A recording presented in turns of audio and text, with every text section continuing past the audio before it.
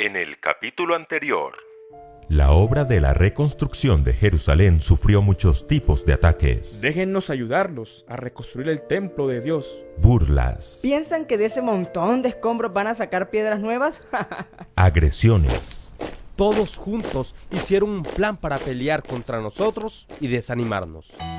Falsas acusaciones. Porque están planeando ponerse en contra del rey Artajerjes. Se dice también que tú quieres ser el rey de Judá. Hasta que fueron presa del miedo y el confort. Por cuanto mi casa está desierta y cada uno de vosotros corre a su propia casa. Por eso se detuvo de los cielos sobre vosotros la lluvia y la tierra detuvo sus frutos. Pero Nehemías se llenó de valor y ejecutó un plan. Les pedí que se colocaran agrupados por familias detrás del muro. Organizó turnos de día y de noche.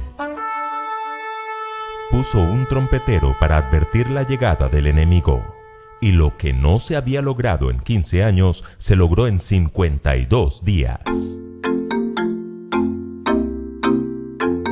Los judíos parecían estar unidos bajo el liderazgo de Nehemías, pero en realidad no todo marchaba bien dentro de la nación. Si bien habían sido liberados de los 70 años de cautiverio, ahora dentro del mismo pueblo, muchos se estaban volviendo esclavos. Por consiguiente, no eran verdaderamente libres y Nehemías tuvo que intervenir. Así que la pregunta de esta semana es, ¿qué nos enseña Nehemías acerca de la verdadera libertad?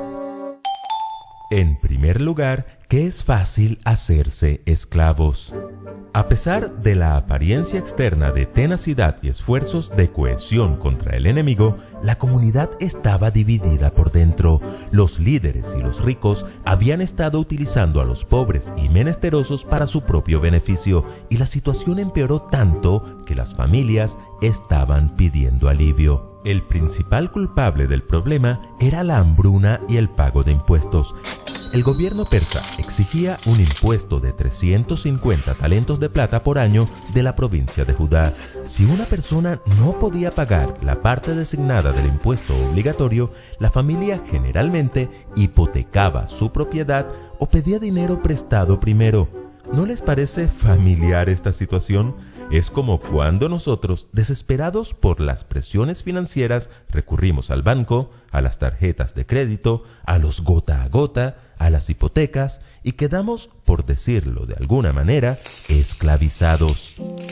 A ellos les pasaba exactamente lo mismo. Si no podían conseguir el dinero al año siguiente, entonces tenían que hacer algo con la deuda que tenían. Generalmente, la esclavitud era la siguiente opción. Ya habían perdido sus tierras y ahora tenían que enviar a alguien de la familia para que estuvieran al servicio del acreedor y así saldar la deuda. ¿Y saben quiénes eran los que casi siempre eran tomados como esclavos? Los hijos. Tendremos que vender a nuestros hijos como esclavos. La verdad es que algunas de nuestras hijas ya lo son.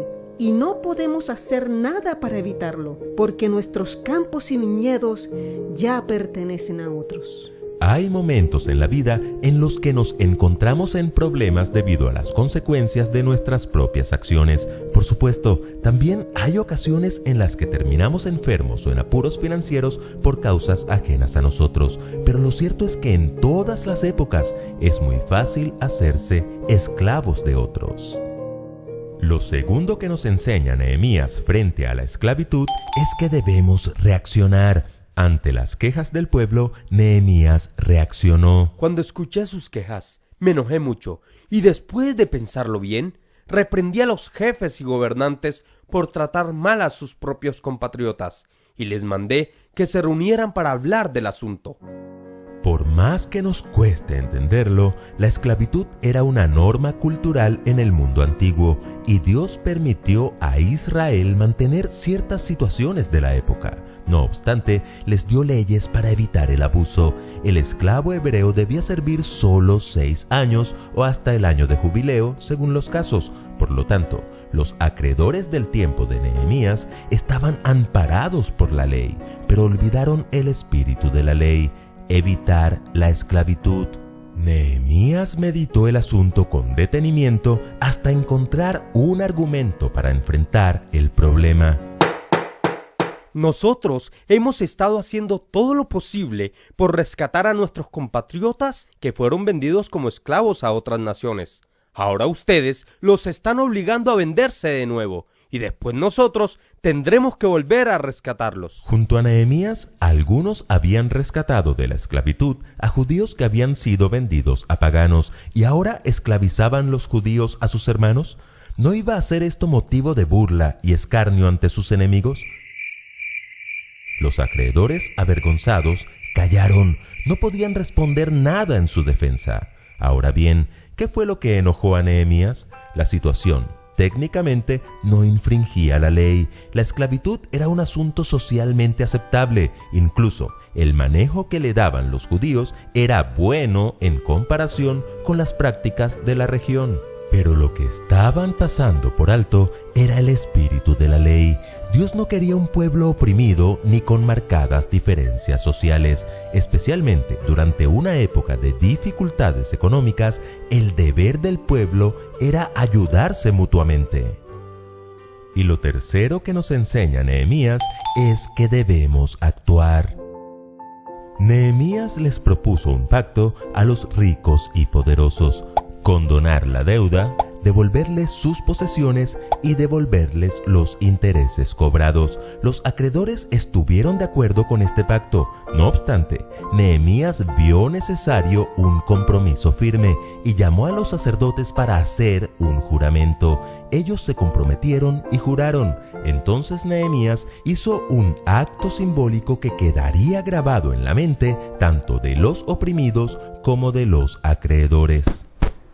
Me sacudí la ropa y dije: así sacuda Dios a todos los que no cumplan con esta promesa, que Dios les quite sus casas, sus terrenos y todo lo que posean. Todos los que estaban reunidos allí dijeron que así sea y alabaron a Dios, y todos cumplieron lo que habían prometido. Nehemías fue un líder abnegado. Como gobernador no impuso ningún tributo al pueblo. Costeó la parte de la restauración de la muralla que le tocaba realizar y mantuvo de su propia fortuna los gastos de la corte, 150 hombres y magistrados. ¿No se les parece un poco a la actitud de Jesús hacia nosotros? Siendo el Rey del universo, vino a este mundo a rescatarnos de nuestra esclavitud. Nos amó y nos lavó de nuestros pecados con su sangre y nos hizo reyes y sacerdotes para Dios su Padre. Costeó nuestra salvación con su propia vida, dándose en sacrificio por cada uno de nosotros. La tía Elena así lo confirma. Éramos todos deudores de la justicia divina, pero nada teníamos con qué pagar la deuda. Entonces, el Hijo de Dios se compadeció de nosotros y pagó el precio de nuestra redención. Se hizo pobre para que por su pobreza fuésemos enriquecidos. Y en medio de nuestra pobreza, Él es el que sustenta todas las cosas con la palabra de su poder. Siendo que fuimos comprados con su sangre, no podemos permitirnos ser esclavos del pecado ni de los hombres. Reaccionemos ante la esclavitud y actuemos como lo hizo Nehemías, y más aún, como lo hizo Cristo Jesús. En el próximo capítulo. Día santo es a Jehová nuestro Dios. No estén tristes ni lloren. Porque todo el pueblo lloraba oyendo las palabras de la ley. Esta historia continuará.